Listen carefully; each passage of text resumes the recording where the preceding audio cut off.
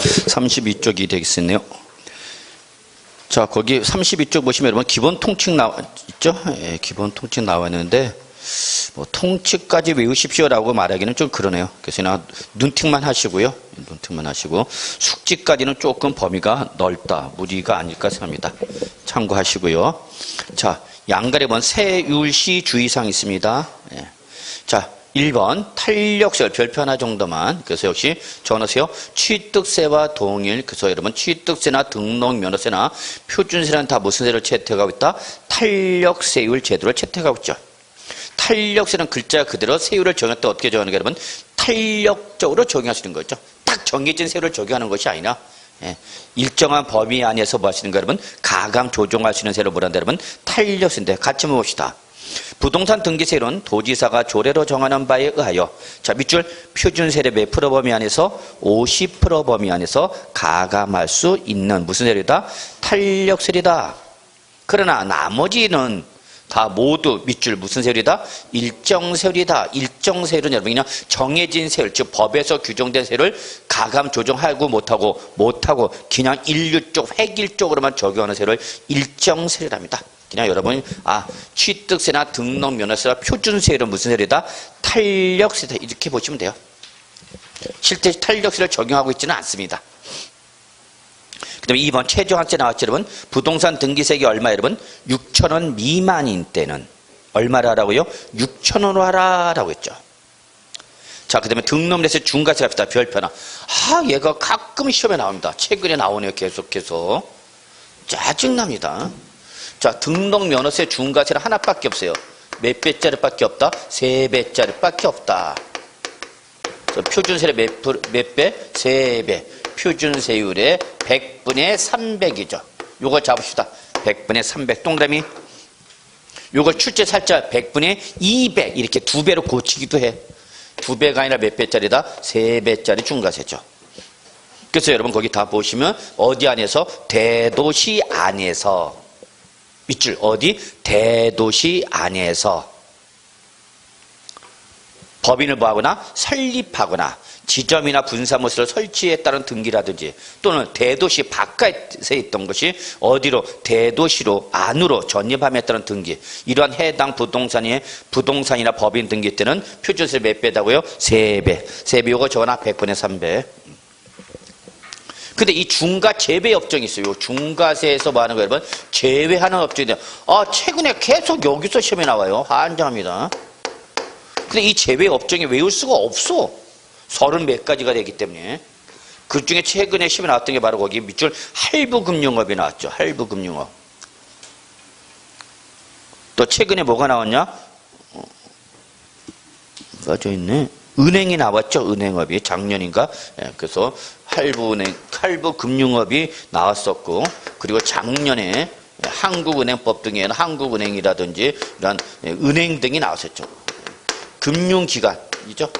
금융기관은 중과세 어떻게 한다? 제외한다. 여기 나온 적이 있어요, 여러분.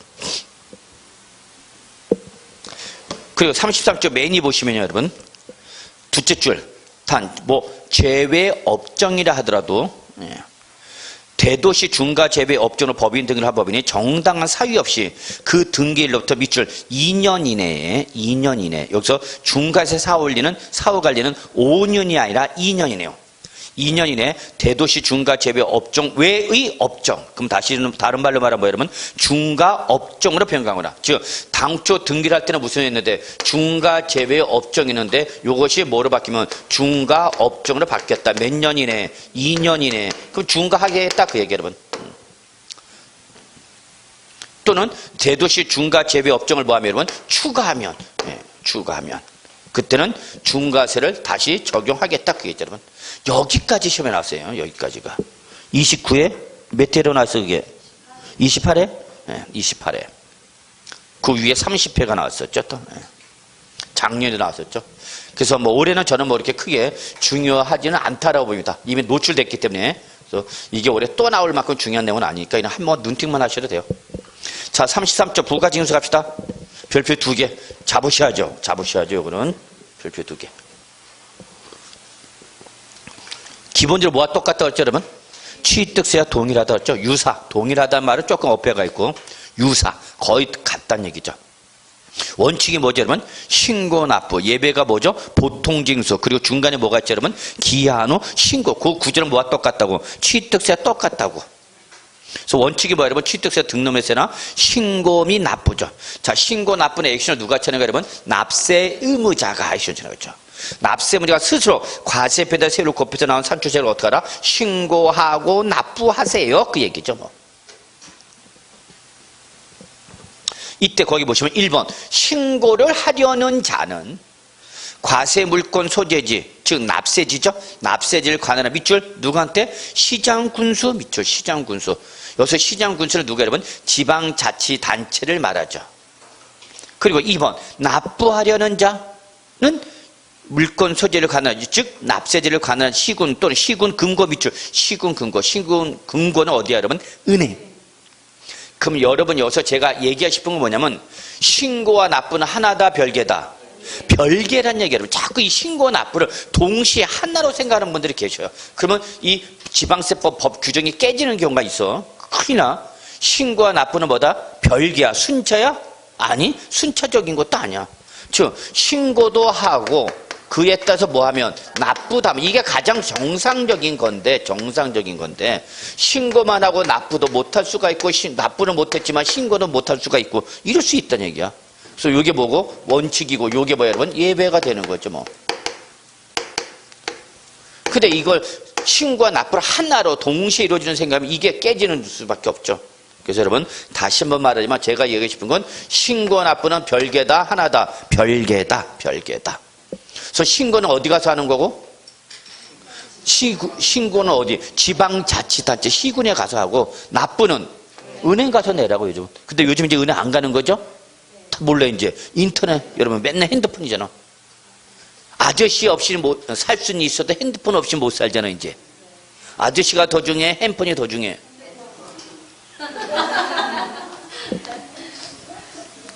수업 시간에 집어넣어 핸폰. 예전에 말입니다. 제가 옛날 얘기인데 인터넷이 발달하기 전이죠. 그때 강의를 하는데 제가 강의를 하는 그 학원이 5층인가 7층인데 그 밑에 2층에 뭐가 있었냐? 증권회사가 있었어요. 근데 공부하시는 주부님 중에 그 당시에 주식 하던 분이 계셔. 그럼 그분은 쉬는 시간 되면 어디 가냐? 화장실 안 가요. 딱 내려가 객장. 그때는 인터넷이 발달되다 보니까 증권 객장 가서 게시판을 봐야 주가 변동할 수 있으니까. 그럼 꼭 쉬는 시간에 거기 갔다 올라와요. 그럼 그 아주머니 얼굴 표정 보면 그날 종합주가 지수라든지 대충 주가가 어느 정도 움직이는 것이 거의 감이 잡힙니다. 떨어지고 있다. 그럼 벌써 이렇게 하고 있어요. 그럼 공부가 돼요? 안 돼요? 안 돼요. 좀 오르면 어떻게 됐어요? 이렇게 됐어요. 당장 오늘 뭐 마시는 거 사 먹을 거 생각하세요. 네. 그 다음에 또 오셨죠? 네, 학원에. 그래서 제가 그랬어요. 공부할 때 가능하면 수업 시간에 수업만 집중하시고 이런 거 보지 마라. 요즘은 이제 다 핸드폰으로 보죠. 진짜 최근에 요즘 수험생 중에는 실제 있었답니다. 지역인데 핸드폰 꺼내놓고 있어요, 여러분. 그래서 주식창 열어놓고 있죠. 그 계속 이거 봐. 그래서 붙겠어, 떨어지겠어? 당연히 떨어져요, 여러분.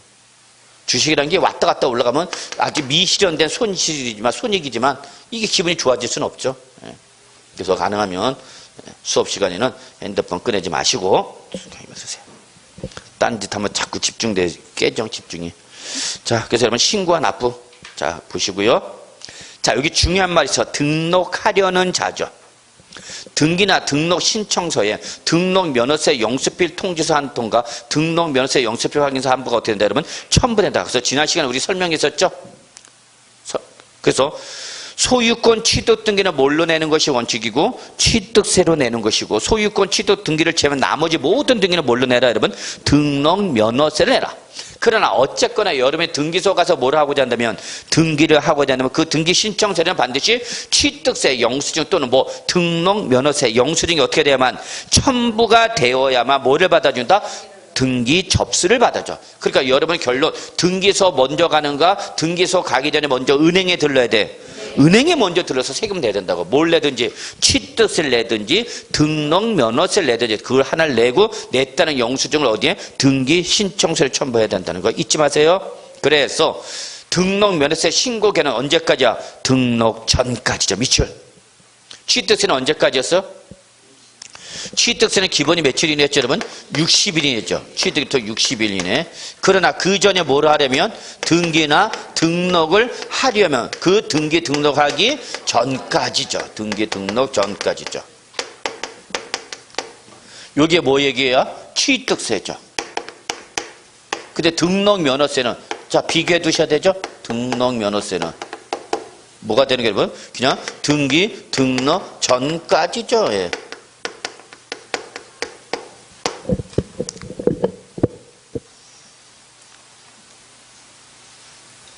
그래서 여러분 34조, 35조 취득세, 등록세 비교표 만들어놨죠? 응? 그래서 취득세, 등록세 개별 공부한 다음에 한 번 정도는 비교해 볼 필요는 있어. 그래서 취득세, 등록세를 비교해 보십시오라는 의미를 잡아놨죠 거기다가. 그래서 여러분 36조 봐보시면요. 36조. 거기 신고기한 나와있죠? 취득세, 등록세, 신고. 꼭 이런 거 비교 정리해 둘 필요가 있어요 여러분. 그래서 좀 봐주십시오라는 거 잊지 마시기 바라겠습니다.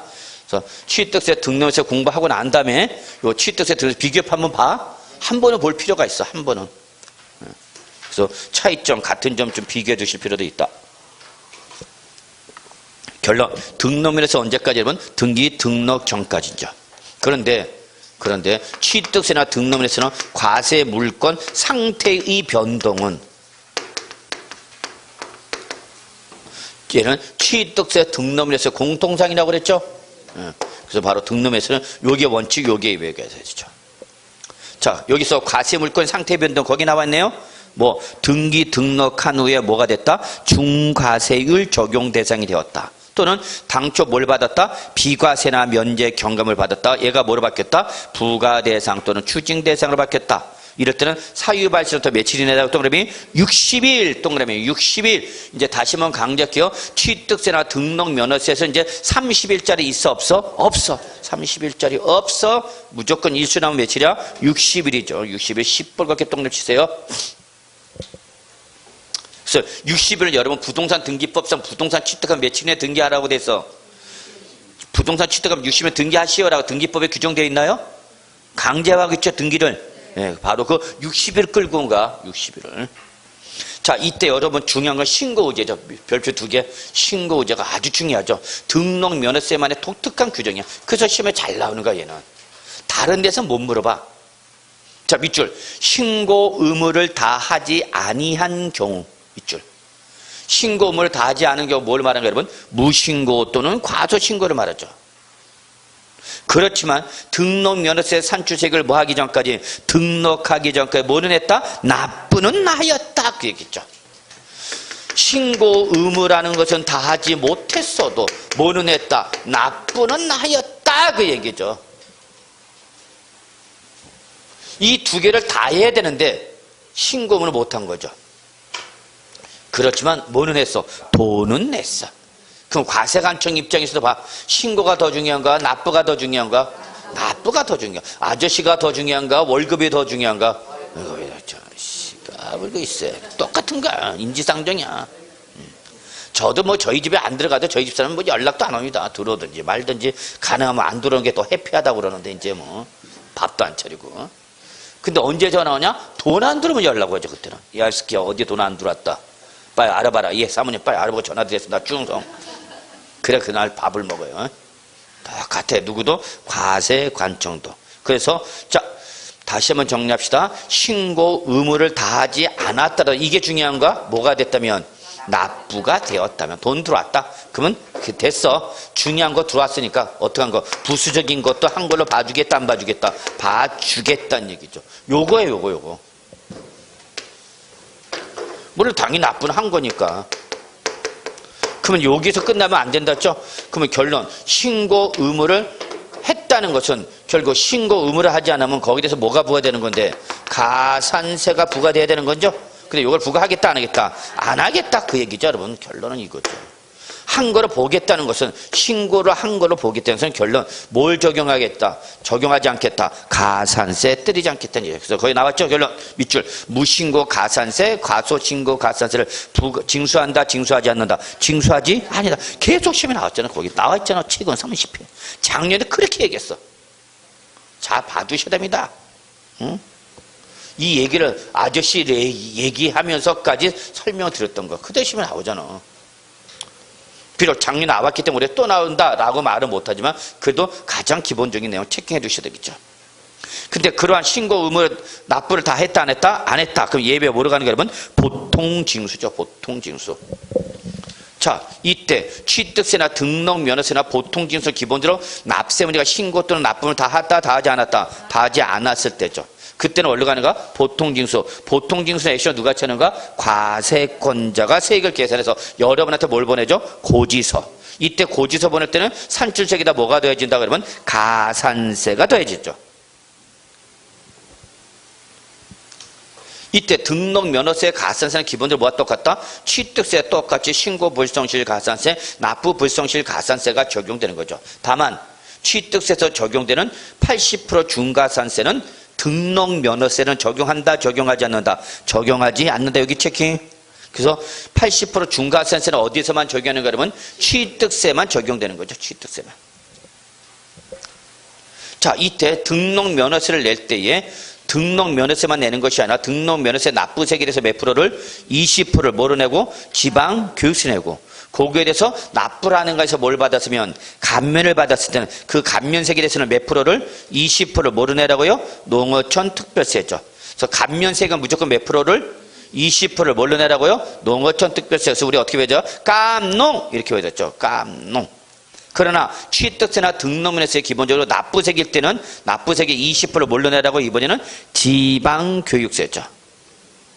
자, 예를 들어서 자, 등록면허세 과표에다가 세율을 곱해서 산출세액이 1,000만 원이 나왔어. 산출세액이 얼마 나왔어요, 여러분? 1,000만 원이 나왔어. 근데 얘가 40% 감면 대상이다 봅시다. 40% 지방세 특례제한법상 감면 대상이래. 그러면 감면 대상이다. 40% 감면 대상이다. 그러면 40% 감면 대상이다. 그러면 요 산출세액에서 몇 프로를? 40%를 어떻게 하라는 얘기야? 빼주란 얘기죠. 그럼 40% 감면 대상이다 이렇게 나오면은 요 산출세액이 몇 프로를? 40% 어떻게 해라? 빼라. 그 40%가 얼마야? 400만 원 뭐 해라? 빼란 얘기죠. 그러니까 납부할 세액은 얼마가 나오는 거야? 600이 나오는 거야. 600. 원래 얼마 나왔지만 1,000만 원 나왔지만 그 중에서 지방세 특례제한법 등에서 감면을 몇 프로 받았어? 40%. 그래서 차감해서 납부할 세액은 얼마 된가 여러분? 600. 그러면 등록면허세를 얼마 낸다고 여러분? 600을 낼 때에 요 등록면허세 납부세액 600만 원에 몇 프로를? 20% 얼마? 2, 6, 12, 120만 원을 뭘 한 번 더 내고? 지방교육세를 한 번 더 내라는 얘기죠. 이해하셨죠? 근데 납부라는 거에서 뭘 받은 게 있네? 감면을 받은 게 있네. 그럼 감면세액에 대해서 몇 프로를? 20%. 감면세액에 대해서 20%. 그럼 얼마? 80만 원을 뭐로 내라고 이거를? 농어촌 특별세로 내라 그 얘기야. 그래서 결국 뭐를 내는 사람은 등록면허세를 내는 사람은 등록면허세만 내는 것이 아니라 요걸 기준으로 해서 120만 원의 지방교육세와 감면세액의 기준에서 80만 원의 뭐로 여러분? 농어촌 특별세. 요 놈을 우리 뭐라고 표현한가 여러분? 부가세. 부가세는 항상 무슨 가세야? 이중과세죠. 이중과세 개념이야. 그래서 원칙은 이중과세가 금지가 되지만 예외가 바로 부가세다. 이중과세 원칙의 예외 규정이 바로 부가세. 그래서 얘들은 등록면허세 납세 의무자는 이렇게 취득세도 똑같죠. 취득세 납세 의무자는 이러한 취득세 등록면허세 외에 뭐를 낸다? 농어촌 특별세나 지방교세를 낸다 안 낸다? 낸다. 이렇게 보시면 된다. 감 잡았어? 예? 잡아야 돼. 자, 34조, 35조 취득세 등록면허세 비교했죠? 이렇게 직접적 개별 비교 문제가 나오지는 않겠지만 그래도 한번 여러분 취득세 등록세 공부하신 다음에 한번 쓱 보세요. 아, 이렇구나 이렇구나. 그래 맞아. 하기만 하시면 돼. 이미 정리가 된 거니까. 넘어갑시다. 36조. 편집이 그렇게 이쁘진 않죠, 여러분? 재원 거보다도 안 이쁜 것 같아요. 자, 36조. 재산세 갑시다. 재산세. 재산세부터 이제 무슨 단계죠? 무슨 단계야? 보유 단계죠. 우린 지금까지 거래 단계에서 부과되는 뭘 공부한 거야, 여러분? 취득세와 등록세 공부했죠. 자, 이제 거래 끝난 다음에 이제 취득한 이후에 부과된 게 바로 뭐야, 여러분? 재산세. 자, 재산세부터 이제 무슨 단계, 여러분? 보유 단계죠. 보유세죠. 자, 이때 부동산을 보유하는 단계에서 부과된 세 개, 뭐 있죠, 여러분? 우리 재지종, 있죠. 재산세, 지역자본시설세, 종합부동산세. 하나 더 추가한다면 바로 뭐죠, 여러분? 부동산 임대소득이죠. 부동산 임대소득. 여러분 빨리 공인중개사 시험에 붙어서 공인중개사에 돈 많이 버신 다음에 우리 이제 중개뿐만 아니라 여러분 이제 부동산 여러분 뭐 돼야 돼? 임대도 해야 되죠. 그래서 중개 사무실 문을 닫더라도 임대소득을 계속 발생시킬 수 있어야 되겠죠. 그래야 놀러도 가고 그래요, 여러분. 이게 없으면 못 놀러 가요, 여러분은. 사무실을 계속 열고 지키고 있어야 되잖아. 자, 그래서 기본적으로 보유세 우리 어떻게 하면 되냐면 재지종. 이때 보유세 대장이 뭐랬어? 재산세 몇 문제? 세 문제. 지역 자본시설 이름만 기억하라고 그랬죠? 종합부동산 몇 문제? 하나에서 뭐 두 문제 정도인데 한 문제가 평균적이죠. 얘는 뭐 나왔다가 안 나왔다가 깜빡이죠, 뭐. 최근에 안 나오고 있네요. 안 나오다 보니까 다시 나올처럼 뭐 충분히 나올 때가 되지 않았나. 한 3년 쉬었나요? 예. 안 나오다가 이제 다시 나올 때가 됐다. 또 나오면 한 또 2, 3년 계속 나옵니다. 안 나올 때 또 계속 한 2, 3년 이상 안 나오다가 그래서 다시 한번 나올 때가 됐다라고 보는데.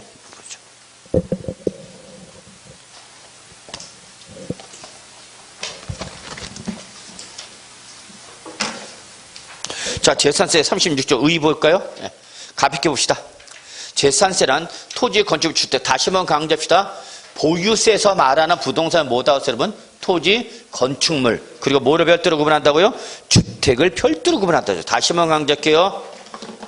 자, 우리가 일반적으로 부동산, 그럼 뭔데? 토지, 건축물. 이게 일반적인 부동산이죠. 뭐 이게 일반적이죠. 취득세, 등록 면허세, 뭐 양도소득세 다 일반적. 또 민법도 그랬죠. 민법에서 99조 제1항에 보시면 부동산에 대한 정의를 내려놓기를 민법에서 말하는 부동산은 뭐를 말한다? 토지와 그 정착물을 말한다라고 했었어요. 등기부도 보니까 어떻게 됐어요, 여러분? 토지 등기부와 건물 등기부 등본 이렇게 두 개로 나눠지는 게 기본 포맷이죠. 그런데 어디로 오면 보유세로 오면 이때는 토지, 건축물은 물론이고 이거에서 별도로 뭐를? 주택을 별개로 구분한다. 이게 가장 중요한 특징이죠. 보유세의 가장 중요한 특징은 토지를 하나의 별개의 부동산으로 간주한다죠. 하나의 부동산을 간주한다.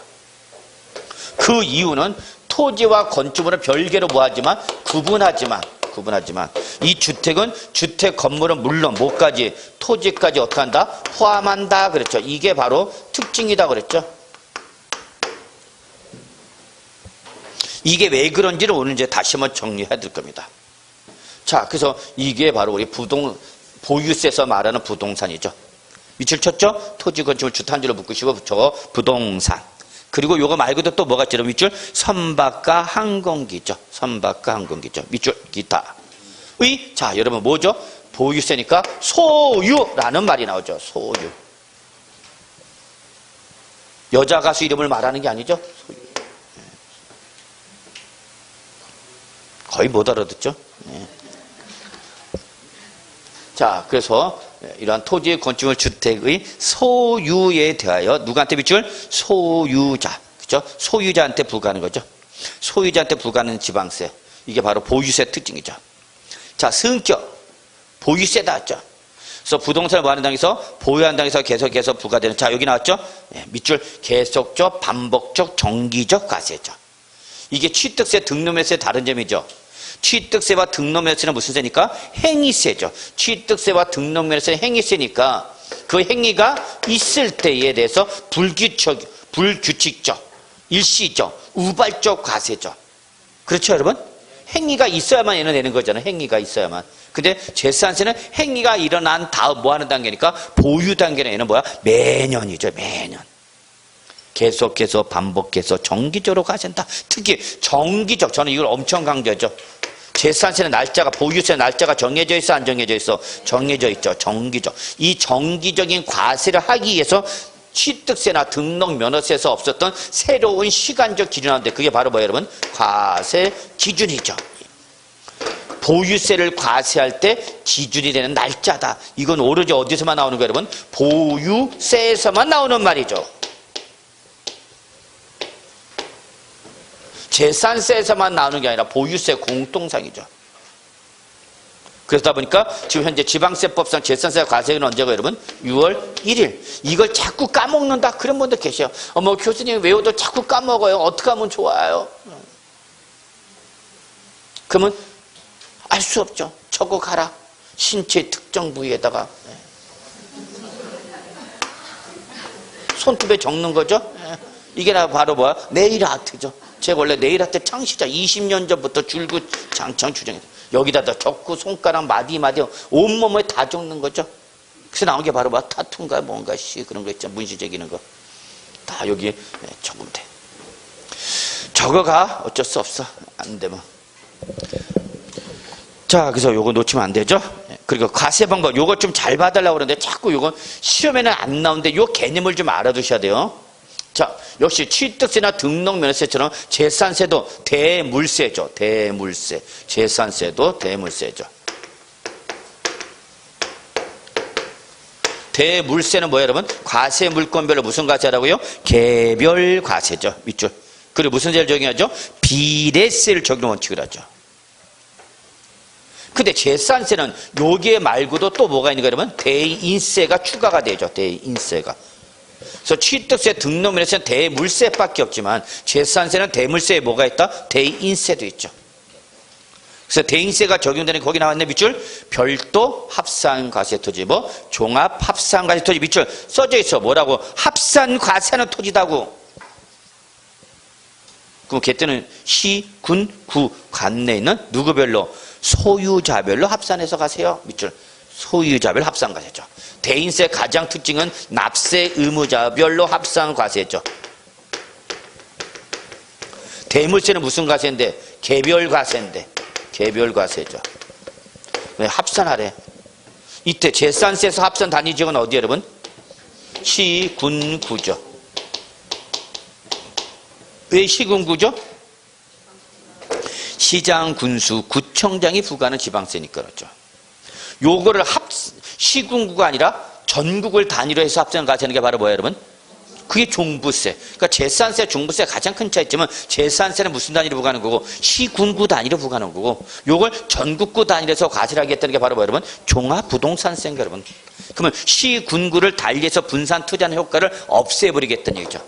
남양주에도 있고 구리시에도 있고 강남구에도 있고 강북구에도 있고 강동구에도 있고 막 분산시켜 놓은 거를 효과를 없애버리겠다. 그게 바로 뭐예요, 여러분? 종합부동산세인 거죠.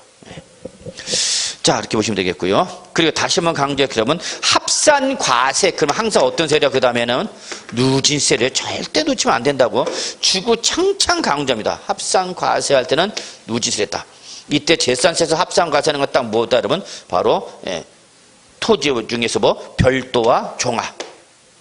종합과 별도이죠.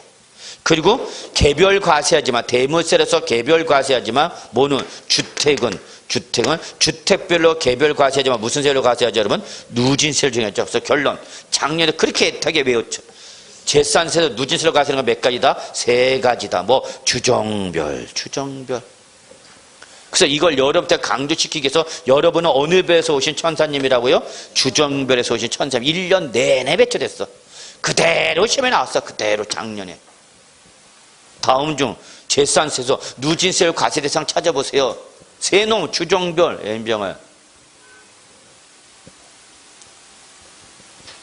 여러분 16개에서 5개가 어려웠지만 11개는 답이 다 딱딱 떨어지는 거였어. 1년 내내 했던 거였어. 까불고 있어요. 어려운 5개만 뭐 그렇지 나머지는 다 쉬웠다고. 올해 안 나오겠지. 나왔으니까. 그렇지만 이 주종별이 또 뭐가 되는가 바로 여러분 또 뭐가 되는가 종합부동산세 여기까지 연계시켜야 된다고 누구 창청이. 그럼 종부세 과세 대상이 또 시험에서 많이 나왔어.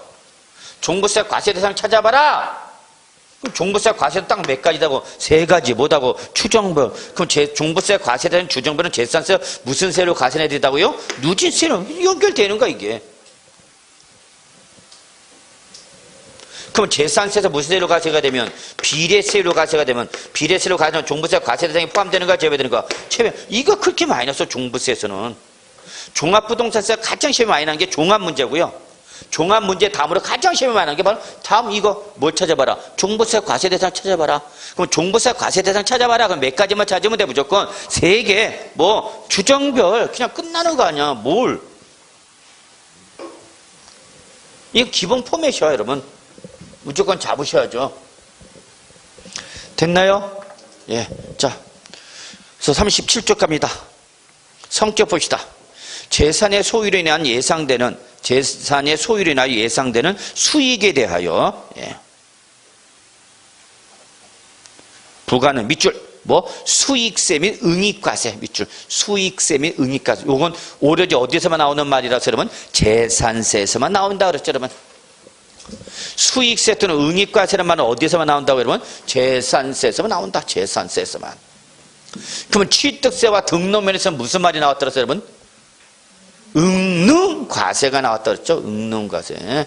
그러나 재산세는 응능과세 플러스 뭐야? 응익과세. 그래서 결론 응익과세란 말은 어디서만 나오는 거야 여러분?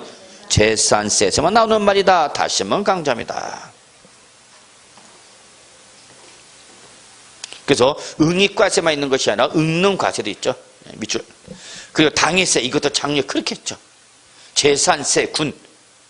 이걸 당해세는 중개법 표현 방식이라고 그랬죠. 당해세.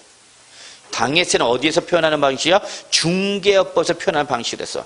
그래서 작년도 경락과 배분순위 결정할 때 당해세는 근저당권 등의 설정 일자와 관계시 없이 얘가 어떻게 한다? 무조건 우선 변제받는다. 그러면서 이 당해세에 대한 것이 3가지 기본 잡아라. 뭐 재지종 보유세잖아. 보유세. 보유세 재지종은 다 무슨 세다? 당해세다. 그리고 그 부가세 새끼들도 당해세다. 그러면 재산세 부가세가 뭐가 있고 지방교육세 종부세, 부가세 뭐가 있어? 농어촌 특별세 애들도 어디에 포함한다고요? 당해세 당한다 그랬죠. 그것도 시험에 나왔어요 작년에. 있죠? 당해세 저거 30배 나왔죠? 당해세 종류 물어보는 문제 나왔잖아. 별것도 아닌 거 같고. 그래서 작년 조세총론 3문제가 나오는데 2문제는 쉬웠던 거예요. 한 문제가 어렵었죠. 지방세 불복 절차 나오는 바람에 지방세 불복 절차는 저는 안 했었어요. 그때는 그게 나왔네. 그럼 뭐 어쩔 수 없죠 뭐. 자, 그 다음에 과세권자 갑시다. 자, 재산세 과세권자는 납세지를 관한 누구다 그러면 시장, 군수, 구청자, 밑줄 시군구. 그럼 다시 한번 정리합시다. 취득세는 누구고요? 특광도. 등록면에서 누구죠? 도구. 재산세는 시군구. 그 3가지는 기본이야 여러분. 기본. 그리고 우리 취득세, 등록세, 재산세 할 때마다 나온 애가 누구야? 특별자치시, 특별자치세. 밑줄 특별자치시, 특별자치. 애들은 특별한 애들이잖아. 그러니까 모든 지방세 과세권자죠. 납세제 볼까요? 무조건 부동산은 어디야 여러분? 소재지죠. 설사 재산을 2개 이상 시군구를 달리하여 부동산을 갖고 있더라도 납세는 어디가 되냐 여러분? 각각의 소재지죠. 거기 당구장 있죠. 부동산의 소재는 항상 소재지다. 아니 부동산의 어디? 납세지는 이거 고쳐주세요. 부동산의 소재지는 아니라 부동산의 뭐는? 납세지는 항상 어디다? 소재지다. 항상. 예외 이슈 없이um 지방세는. 무슨 말인지 아시죠?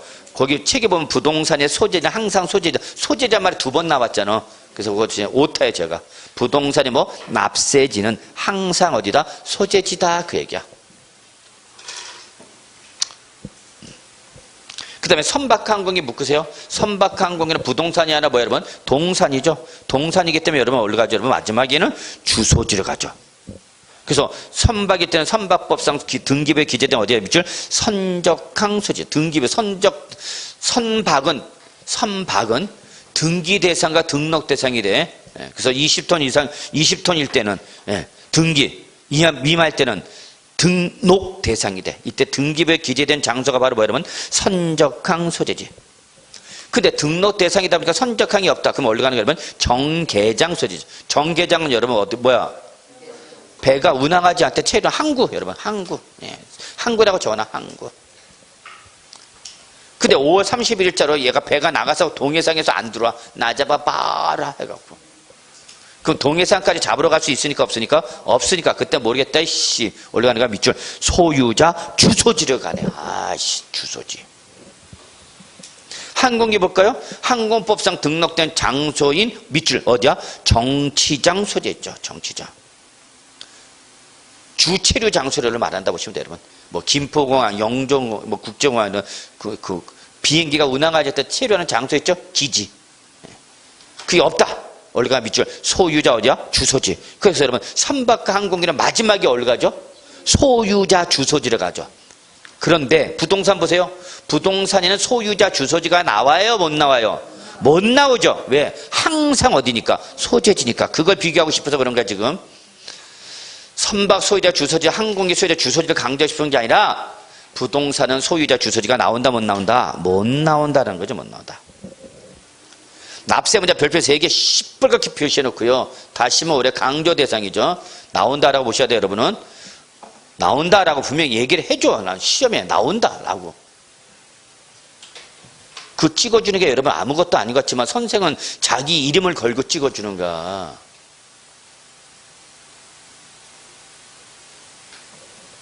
자, 내가 공부할 때 누가 이렇게 탁탁 찍어서 지정했으면 벌써 시험에 합격했을 텐데. 엄청난 부담 가죠, 여러분. 나온다! 별표 3개. 물론 안 나올 수도 있어. 근데 우리 일단은 나오는 걸 전제로 해놓고 공부를 해야 된다는 얘기야, 그 얘기. 안 나오는데 거기서 왜 안 나오냐, 나가서 보자, 이 스키, 너 쫓아가리라. 그러면 안 돼. 별표 3개. 일단 여러분 나온다 보셔야 돼요. 볼라면서 보자. 예전에 제가 이렇게 찍어놓고 나온다! 그런데 안 나오면 제가 손에 장을 지진다고 했다가 아주 15회 때 일 쳤죠. 15회 때 나온다 그랬는데 하나도 안 나왔어. 반타작도 못했을까 아마.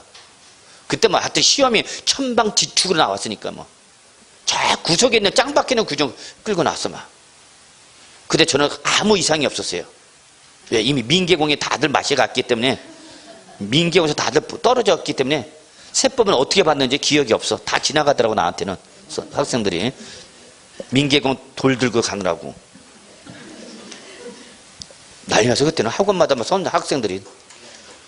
그래서 결국 제2시험 봤죠? 그 다음에 자, 그래서 우리 그런 일은 없어야 되기를 바라고 납세문자 별표 3개 찍습니다. 다시 뭐 비록 장을 지진다는 소리는 안 해도 찍습니다. 자, 갑시다. 1번이 원칙이죠. 1번 묶으시고 1번. 그 다음에 2번, 3번, 4번 묶으세요. 동그라미 2, 3, 4 묶어. 여기 이제 예배인 경우도 있죠. 1번이 원칙이고요. 2번, 3번, 4번이 예배인 경우죠. 자, 그래서 결론. 이게 제일 중요한 거야. 1번. 재산세 납세무자 누구냐 물어보면 무조건 우리는 어느 현재야? 6월 1일 현재 그 재산을 뭐 하는 사람이야? 밑줄 사실상so. 이게 제일 중요한 거야. 제발 좀. 납세 의무자 물어보는 문제가 나오면 여러분 생각하지 마. 무조건 오늘 잡고 6월 1일을 과세 기준으로 잡고 이날 현재 그 재산을 뭐 하는 사람이? 소유하는 자죠. 무슨 세니까? 보유세니까.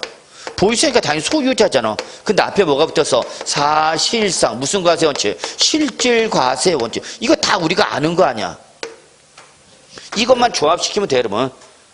납세 의무자 물어보는 문제 나오면 이거 출전이 맞으라고 내는 거야. 맞으라고 여러분한테.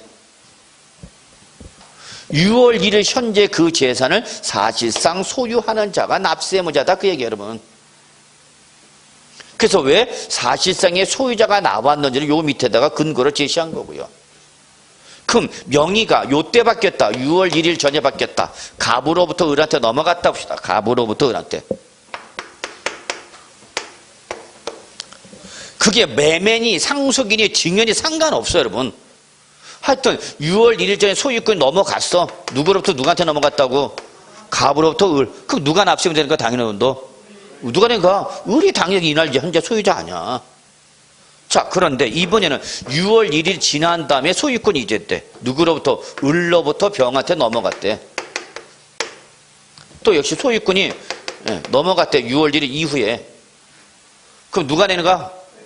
6월 1일 현재 소유자가 무조건.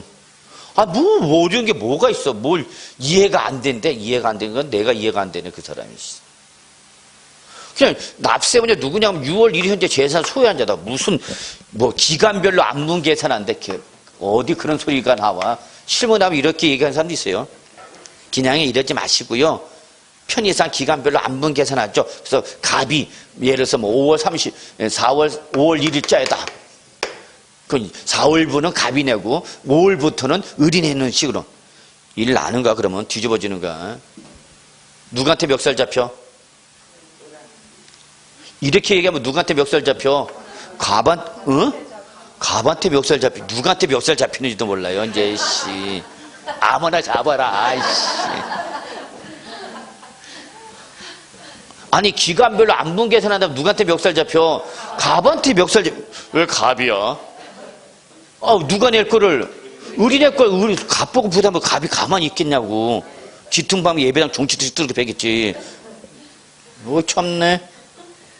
여기 와서도 자 8월 1일이었다. 기간별로 안분 계산하. 그럼 누구한테 뒤통방에 뚜뚜기 맞아?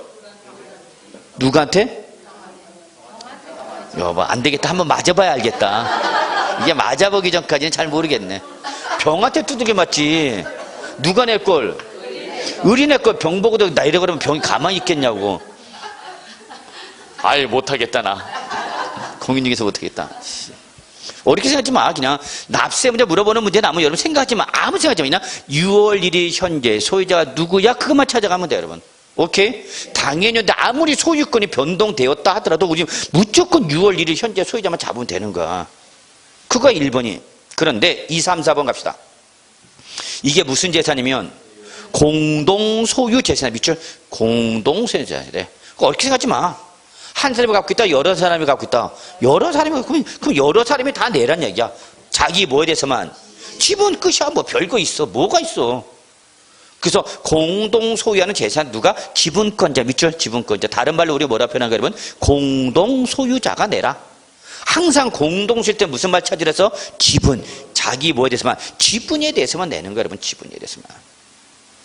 60% 지분을 갖고 계신 분은 그 재산세 몇 프로 내라고? 60%. 그 얘기가 뭐 별거 있어. 3번은 내버려둬. 이거 나중에 다시 할게요. 오늘 프린트 나갔죠? 네, 프린트 풀고 하겠습니다. 자, 4번. 프린트 찾아 놓으시고요. 자, 4번. 신탁법상 누구 멸했대 여러분? 밑줄 수탁자 멸했대 여러분. 그럼 이것도 계속 얘기해줘. 위탁자로부터 누구한테 넘어왔다고 지금? 수탁자 넘어왔다. 그래서 수탁자가 6월 1일 현재 갖고 있는 거야. 그러면 당초 수탁자 명의로 취득했을 때 취득세는 과세를 했고 안 했고? 안 했죠. 왜 취득세 과세 안 했어? 수탁자 명의로 취득할 때? 형식상 취득이니까. 어차피 해지가 되면 누구한테 돌려주니까? 위탁자한테 돌려. 그래서 이때 취득세 과세를 안 했어. 그러다 이제 뭐가 돌아야 되는가? 6월 1일. 그럼 재산세 때려야 되는 거죠? 재산세 때려야 된다. 그럼 이때 재산세를 안 때릴 거냐? 때릴 거냐? 때리면 위탁자한테 과세할 거냐? 수탁자한테 때릴 거냐? 그 얘기죠. 그래서 요게 개정되기 전에 누구한테 때렸냐? 수탁자한테 위탁자한테 때렸단 말이야. 위탁자. 왜 위탁자한테 때렸어? 사실상의 소리 누구니까? 위탁자니까. 명의만 지금 누구지만 수탁자지만 이거 누구 거 원래? 위탁자. 그래서 위탁자를 납세 못했단 말이야. 이게 실질 과세 원칙에 따라서 논리적인 거고 이론적인 거야. 맞는 말인가? 그런데 문제는 행정 업무가 문제인가? 과세 행정 업무가 그러면 신탁 재산의 명의로 누구 명의로 돼 있어도 수탁자 명의로 해서 누굴 잡으러 간다니까? 위탁자. 그걸 과세관 쪽에 다 파악을 해야 된단 말이야. 그럼 수탁자한테 물어봐야 되지. 이거 누구 거냐? 그래서 누구 건지 물어봐갖고 위탁자를 잡아내서 위탁자한테 과세했단 말이야. 그러니까 행정 업무가 너무 커지는 거야. 공무원들은 항상 바빠 안 바빠? 무지하게 바빴던 공무원들 맨날 보면 바쁘고 자기 관할 구역안에 어느 맨날 관할 권한에서는 일을 못해 공무원들은 연병을 그렇게 뽑아대도. 그래서 그래서 원래는 누구한테 때려야 되지만 위탁자 때려야 되냐. 개정해서 갖고 이걸 위탁자 때리지 말고 그냥 누구한테 때리겠다. 수탁자한테 때리겠다 그랬어. 원래는 누구 잡으러 가야 되는데 위탁자를 잡으러, 이걸 잡으러 가니까 너무나 일이 많더라는 얘기야.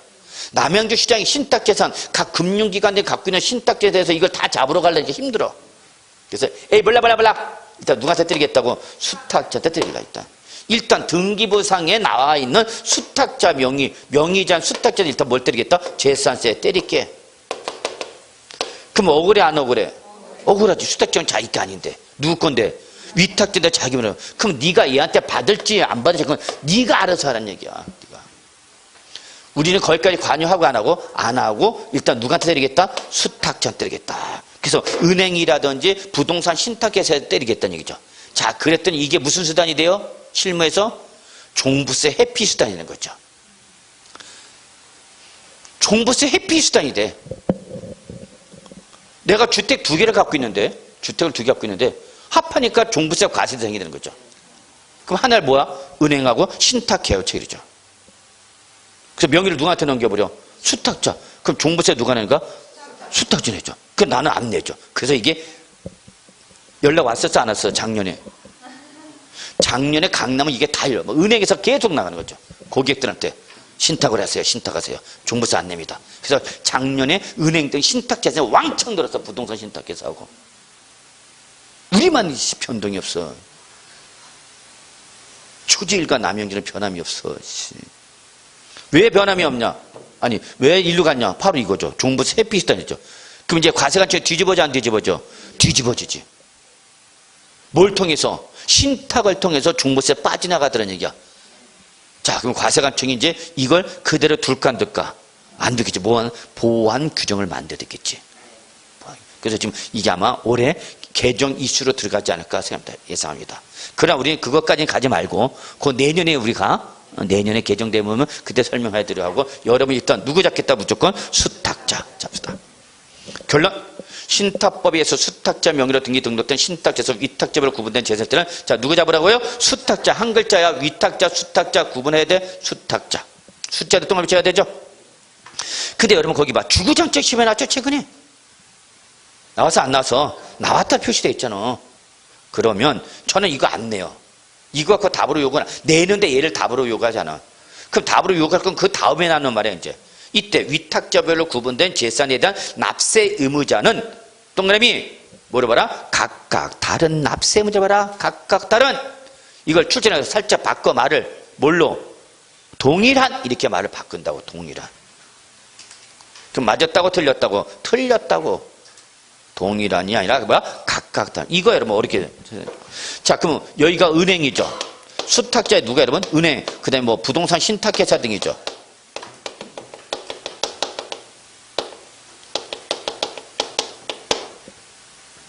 얘들이 바로 뭐예요 여러분? 신탁업자죠. 수탁을 업으로 한다 그래서 얘들 뭐라는 거예요 여러분? 신탁업자. 업을 하는 애들죠. 신탁업의 대표가 바로 뭐야? 은행이나 부동산 신탁회사 등이죠. 그래서 명의를 누구한테 돌리는가? 신탁업자. 그러면 누가 맡기고? A도 맡기고 B도 맡기고 C도 맡기고 D도 맡기고 수많은 위탁자가 누구한테 맡겼어? 은행한테 맡겼죠. 수탁자한테 명의를 받겠다고. 그러면 수많은 A, B, C, D 이 위탁자가 맡긴 신탁 재산세는 다 누가 내는데? 수탁자가 내는데 이때 이 내는 사람마다 이 수탁자는 같은 사람이다 다른 사람이다? 다른 사람이다. 그거야. 다른 사람이다. 내기는 누가 내지만 수탁자가 내지만 A에 대한 신탁재산에 대한 수탁자와 비신탁재산에 대한 수탁자는 같은 사람이다 다른 사람이다? 다른 사람이다. 그 얘기야 여러분. 각각 다른. 오케이? 네, 그걸 출제는 뭐로 바꿀 수 있다고요? 동일한. 자, 그러면 의제 납세 문제 갑시다. 자, 며칠자로?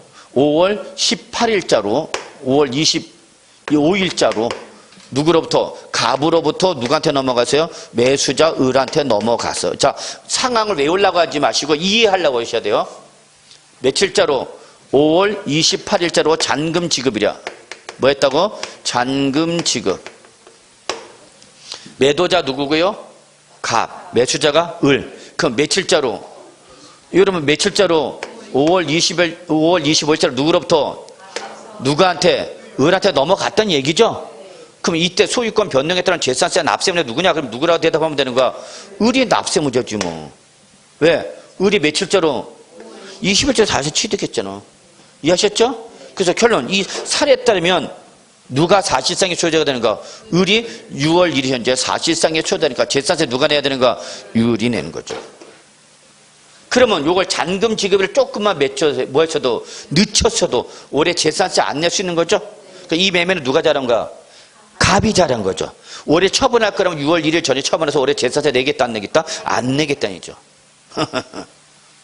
그래서 갑이 내가 이런 사람이야. 딱 그랬더니 을이 새끼 너만 똑똑하냐? 뭐를 안 하고 있어? 등기를 안 하고 버티고 있는 거죠.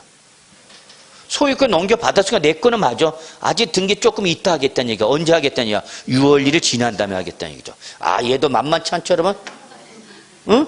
나만 똑똑해? 아니, 지금은 다 똑똑해. 무식한 사람이 없어요. 진짜 요즘은. 지금은 무식한 사람이 없다고. 나만 똑똑한 게 아니다고. 내가 생각하는 만큼 상대방도 다 머리 쓴다고. 무슨 소리 하고 있어. 자, 문제는 이게 문제인 거죠. 을이 사실상 소유권을 뭐 했음에도 불구하고 취득했음에도 불구하고 뭐를 안 하고 버티다 보니까 등기를 안 하고 버티다 보니까 이제 어떤 일이 발생하는가? 사실상의 소유자와 공부상의 소유자가 같아지는가 달라지는가? 달라지는 거죠. 달라지는 거죠. 뭐를 안 하다 보니까 매수자 을이 뭐를 안 하니까 등기를 안 하고 버티는 거죠. 그러니까 등기부에는 계속 누구 면에 잡혀 있는 거고 등기부에 누구 면에 잡혀 있고 갑을 했고 사실은 누구 거고 을 거고 그래서 지금 공부상과 사실상이 같아 달라 다르다 그 얘기한 거죠. 그럼 누구 잡아야 되는가? 당연히 사실상과 공부상이 다르면 누굴 잡아야 되는가? 사실상을 잡아야 되죠. 얘를 잡아야 되는 거죠. 당연히. 근데 문제는 사실상을 잡아야 하는데 과세관청은 이 재산의 소유자를 누구 거냐 판단할 때 뭘 보고 본다는 얘기야? 등기부를 보고 판단하는 거죠. 등기부를. 그러니까 등기부상에 누구의 명으로 돼 있고 갑의 명으로 돼 있고 실은 누구 거고 을 거고 그걸 제3자인 과세관청이 알아 몰라? 모르잖아. 어제 저녁에 여러분 집에서 무슨 일이 일어나는지 우리는 알아 몰라? 몰라. 어제 저녁에.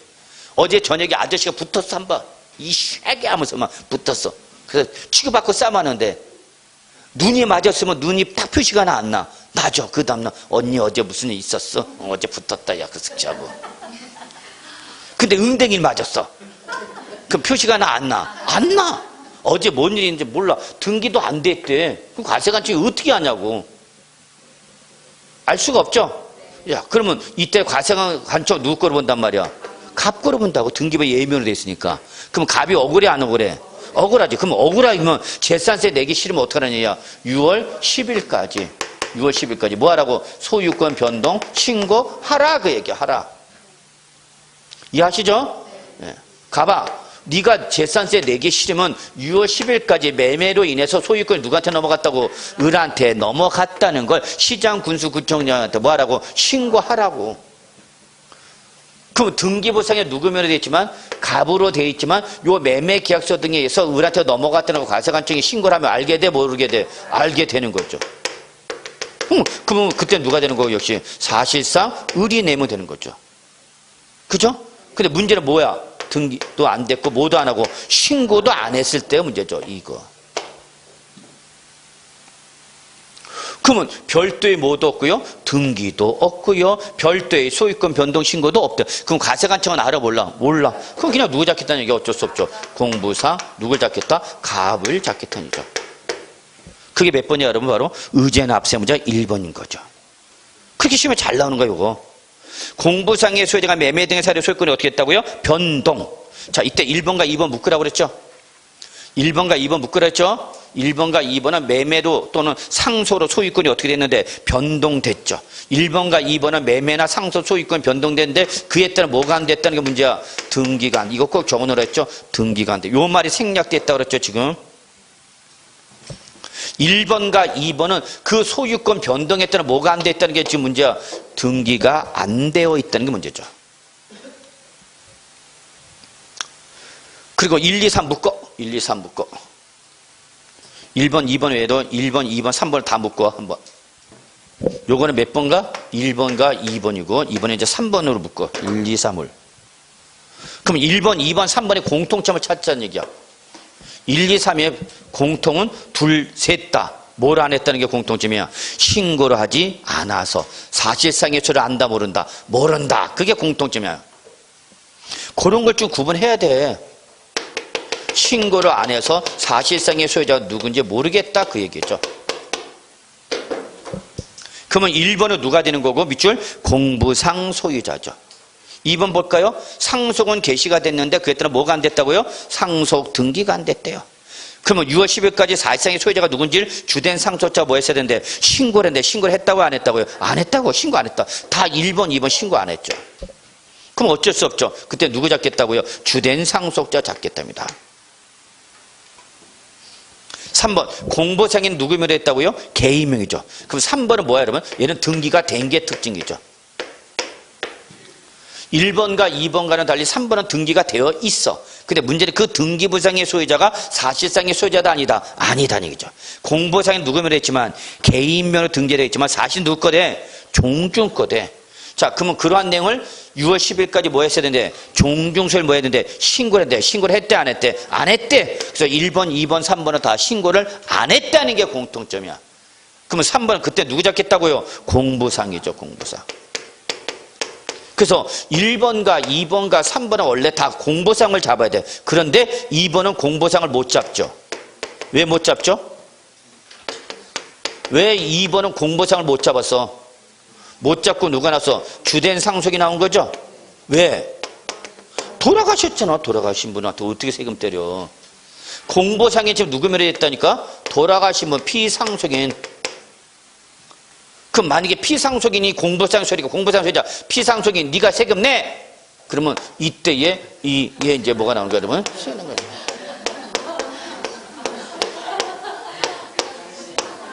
응? 강시 이게 붙어있는 게 바로 뭐야? 이게 재산세 고지서죠. 딱. 퉁퉁 뭐 내려가죠? 재산세 내려가죠. 재산세 내려가죠. 그러거든요. 그러니까 너 그냥 들어오노. 그리고 그냥 누구한테 때리겠다? 주된 상속자한테 때리겠다. 그게야. 그러니까 상황만 이해하시면 아무것도 아니야. 상황을 이해를 안 하고 네가 외우려고 그러니까 무조건 말장에 넘어가는 거죠. 그래서 여러분 봐. 그럼 마지막 하나. 그러면 무조건 이렇게 나와야 되는데 요즘은 중간에 출전돼 요 조건을 뭐 한다? 틀어버린다. 조건을. 여기는 지금 1번, 2번, 3번 다 뭘 하지 않았다 얘기야. 신고를 하지 않았을 때의 공보상인데 2번은 상속이 개시가 됐든 공보상을 잡지 못하고 누굴 잡은 거야 여러분? 주된 상속자. 근데 요즘 여기서 틀어버린다는 얘기죠. 여기서.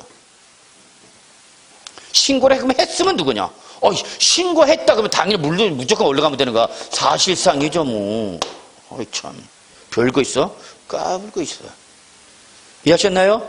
네, 여기 1번, 2번, 3번이죠? 네. 이때 여러분 2번 잠깐 볼까요?